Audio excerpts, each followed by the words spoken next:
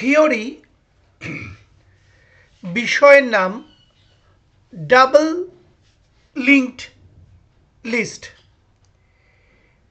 এই ভিডিওতে আমি তোমাদের ডাবল লিঙ্কড লিস্টের যে ছবিটা পাঠিয়েছি সেইটা বোঝাবো। তোমরা পাশে আমার পাঠানো ছবিটা খুলে রাখো আর মন দিয়ে এই ভিডিওটা দেখো।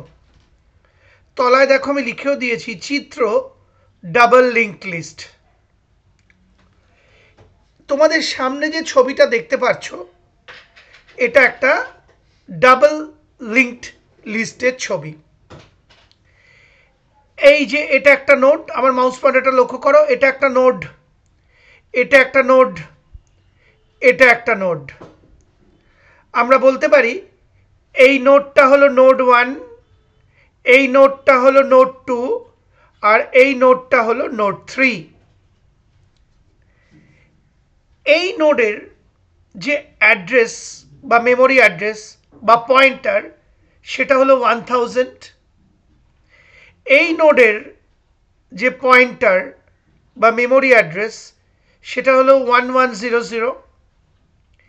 এই নোডের যে মেমোরি অ্যাড্রেস বা পয়েন্টার সেটা হলো 1200। অর্থাৎ 1000 হলো এই নোডটার পয়েন্টার, 1100 হলো এই নোডটার পয়েন্টার আর 1200 হলো এই নোডের পয়েন্টার। এবার যেহেতু এটা ডাবল লিঙ্ক লিস্ট, এখানে তাকিয়ে দেখো দুটো পয়েন্টার আর একটা ডেটা উপাদান রয়েছে। কিরকম? এই দেখো একটা পয়েন্টার, এই দেখো একটা পয়েন্টার, আর মাঝখানে ডেটা বা ডেটা উপাদানটা রয়েছে। আবার বলছি, ডাবল লিঙ্ক লিস্টে আমরা জানি দুটি পয়েন্টার বা মেমোরি অ্যাড্রেস থাকে এবং একটি ডেটা উপাদান বা ডেটা থাকে। তা এই লিঙ্ক লিস্টটা লক্ষ্য করো, এটা একটা ডাবল লিঙ্ক লিস্ট।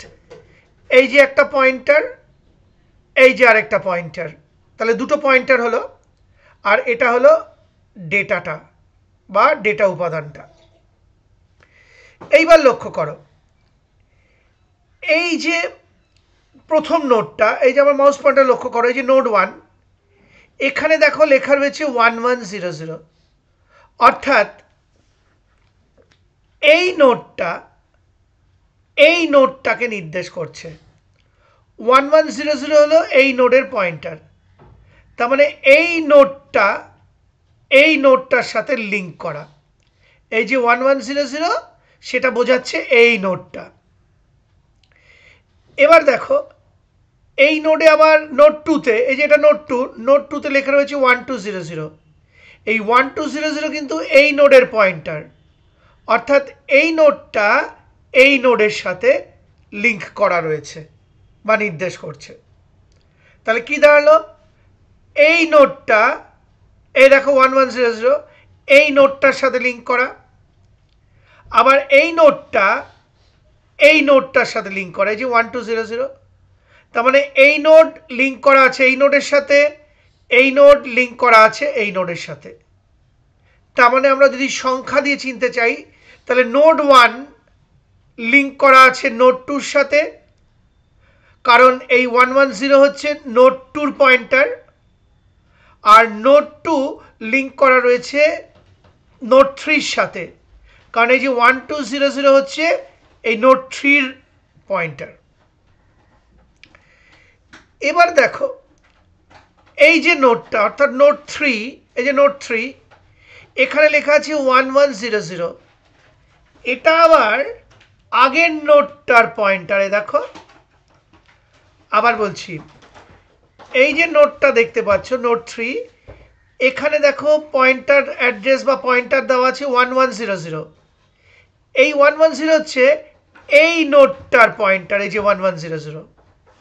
অর্থাৎ এই নোডটা তার আগের নোডের সাথে লিঙ্ক করা। সিমিলারলি এই নোডটা, অর্থাৎ নোড 2-র দেখো এখানে লেখা রয়েছে 1000, এটা আবার এর আগের নোডটার পয়েন্টার, অর্থাৎ নোড 2 আবার আগের নোডের সাথে, তার আগের নোডের সাথে লিঙ্ক করা। তাহলে কি দাঁড়ালো, আবার মাউস পয়েন্টার খেয়াল করো, নোড 3, এই যে নোড 3 তার আগের বা পূর্ববর্তী নোডের সাথে লিঙ্ক করা, আবার নোড 2 তার পূর্ববর্তী নোডের সাথে অর্থাৎ নোড 1 এর সাথে লিঙ্ক করা। কারণ 1100 হচ্ছে এই নোড 2 এর পয়েন্টার, আবার 1000 হচ্ছে তার আগের নোড অর্থাৎ নোড 1 এর পয়েন্টার। আরেকবার বলে দিচ্ছি, নোড 3 লিঙ্ক করা আছে নোড 2 এর সাথে, কারণ এই যে 1100 দেখছো, এটা 110 হচ্ছে এই নোড 2 এর পয়েন্টার। আবার নোড 2 লিঙ্ক করা আছে নোড 1 এর সাথে, কারণ 1000 হচ্ছে এই নোডটার পয়েন্টার। তার মানে আলটিমেটলি কি দাঁড়ালো, নোড 1 লিঙ্ক করা নোড 2 এর সাথে, নোড 2 লিঙ্ক করা নোড 3 এর সাথে, আবার নোড 3 লিঙ্ক করা নোড 2 এর সাথে, আবার নোড 2 লিঙ্ক করা নোড 1 এর সাথে। তার মানে একটি নোড তার পরবর্তী নোড আর তার পূর্ববর্তী নোড মানে আগের নোডের সঙ্গে লিঙ্ক করা থাকে। এই জন্যই এটাকে ডাবল লিঙ্কড লিস্ট বলা হয়। আর প্রথম নোডটাকে আমরা জানি বলা হয় হেড। এই নোডটা আর কারোর সাথে লিঙ্ক করা নেই, সেজন্য এখানে লেখা আছে নাল। সিমিলারলি ডাবল লিঙ্ক লিস্টের শেষ নোডটাকে বলা হয় টেল। এই নোডটা দেখো এখানে লেখা আছে নাল, অর্থাৎ এই নোডটা আর কোনো নোডের সাথে লিঙ্ক করা নেই। আশা করি বুঝতে পারলে। সেই সঙ্গে আমার এই ভিডিওটি অর্থাৎ ডাবল লিঙ্ক লিস্ট বুঝিয়ে বা তার ছবিটা বুঝিয়ে ভিডিওটি শেষ হলো।